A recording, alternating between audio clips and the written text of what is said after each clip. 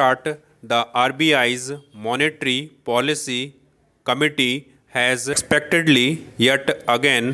left benchmark interest rates unchanged and reiterated that it will continue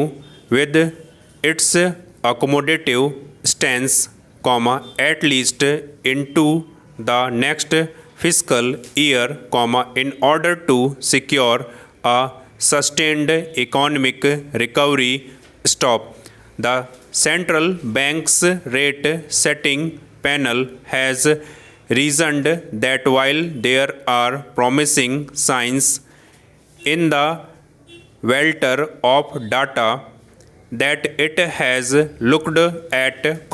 the ongoing recovery is still to gather firm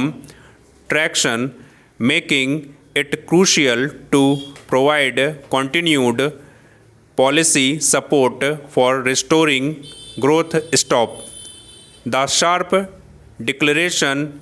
in retail inflation in December, when headline CPI inflation eased to 4.6% after being stuck above the RBI's upper tolerance threshold of 6% for 6 straight months, clearly appears to have smoothed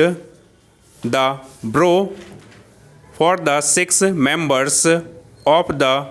committee and provided them the space to stay focused in the near term on prioritizing growth.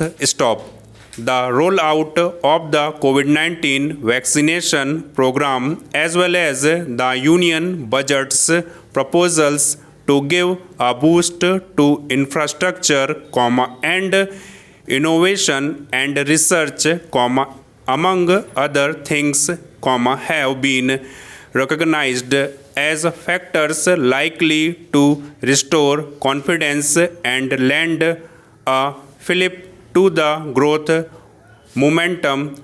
respectively, rural demand's persistent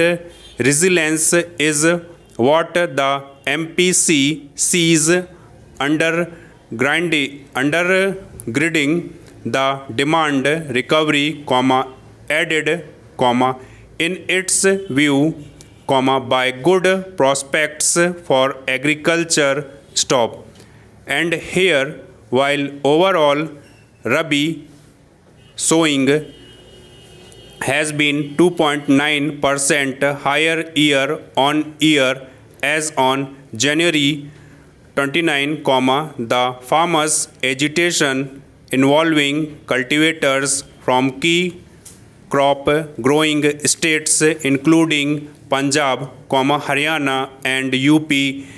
is a cause for concern, as a protected impasse has the potential to disrupt farm output, threatening both growth and inflation dynamics.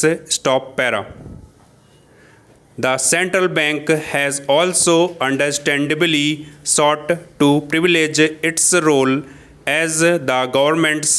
debt manager through a clutch of regulatory announcements accompanying the latest monetary policy. The two main measures involve extending the enhanced held to maturity dispensation for banks buying debt issued by the center and states by a year up to March 31st, 2023, and allowing retail investors to make direct online purchases of government securities via a retail direct gilt securities account held with the RBI. With the center alone targeting to borrow as much as rupees 12 lakh crore at the gross level in the coming financial year, the debt manager faces the unenviable task of ensuring that the flood of debt not only finds takers at a price that does not push up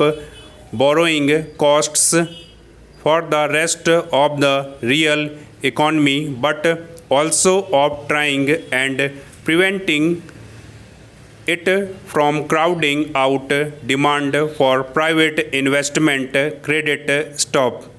With interest rates being held at near record lows and inflation still